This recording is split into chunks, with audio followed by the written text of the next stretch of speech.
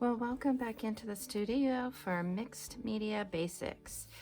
Today we are going to make our own alcohol sprays. Now, this was inspired by Crafty Hope, and I will link her video up here. She does it a little differently. She creates alcohol sprays using the isopropyl alcohol, a spray bottle, and the cartridges out of dollar store alcohol markers. And that is another way to use it. But if you want to see her method, go to her video up here in the upper right hand corner. So thinking about it, I was like, you know what, I don't need a lot of these, and I don't want a lot of liquid, and I've got tons of alcohol inks, but I don't have any alcohol markers I'm willing to pull apart. So I had this little spray bottle. I think this is a 2 ounce, I think it's a 2 ounce spray bottle. So I'm gonna make them, and I'm just gonna take some of my isopropyl alcohol, which I do keep in a spray bottle for when I do alcohol inks on gel printing. I will also link a video up above of that process. So you're gonna add your isopropyl alcohol to your spray bottle. And I have, like I said, I have mine in this, and I don't have any more, so apparently I'm gonna need more. And then you're gonna select what color you're going to work with. And so I think that I am going, different from me, is I am going to go with a blue, and I'm gonna go with this denim. So this is a Adirondack old, I've had this forever, obviously, but it is denim. This is the Tim Holtz alcohol ink in denim. So I'm gonna give it a good shake because I haven't used these in a while.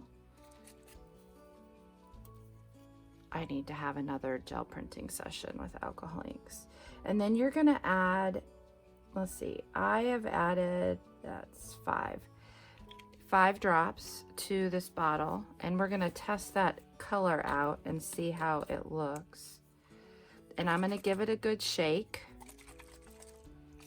to mix that in. And then I am gonna get some scrap paper. I'm looking for just some scrap paper that is watercolor paper. This is thin watercolor paper, I think. But then we can see what it looks like when it's sprayed.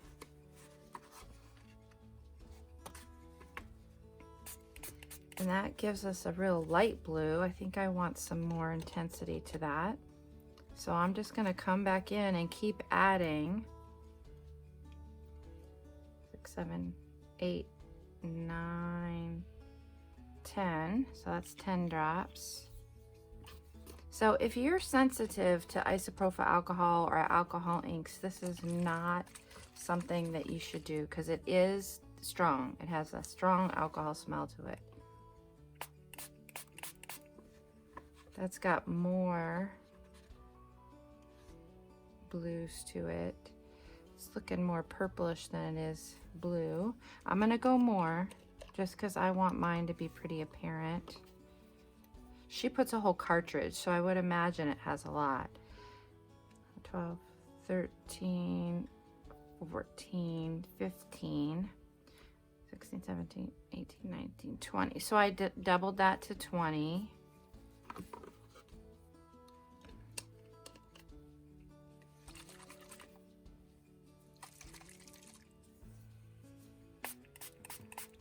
Well, that's got at least more color to it.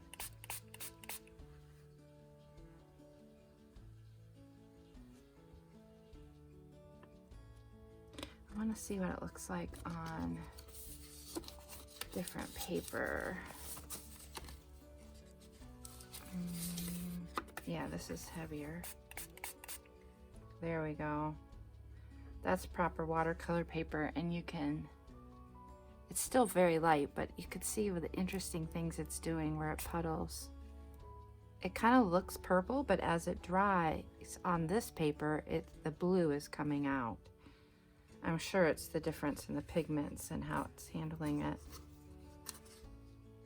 This also has something on the back, so it's going to leach through. That wasn't a good choice.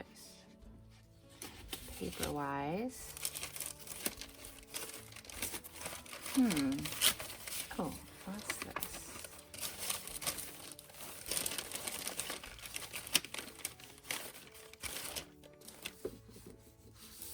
This is watercolor paper too.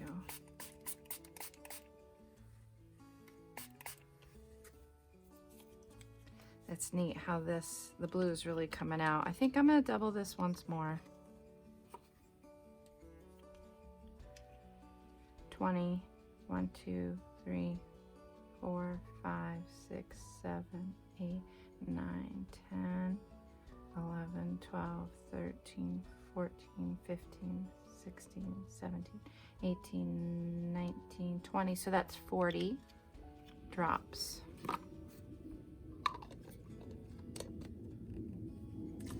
Give that a good shake. So now you can see we're really starting to get some intensity, and on this watercolor paper you can definitely see the blues coming out.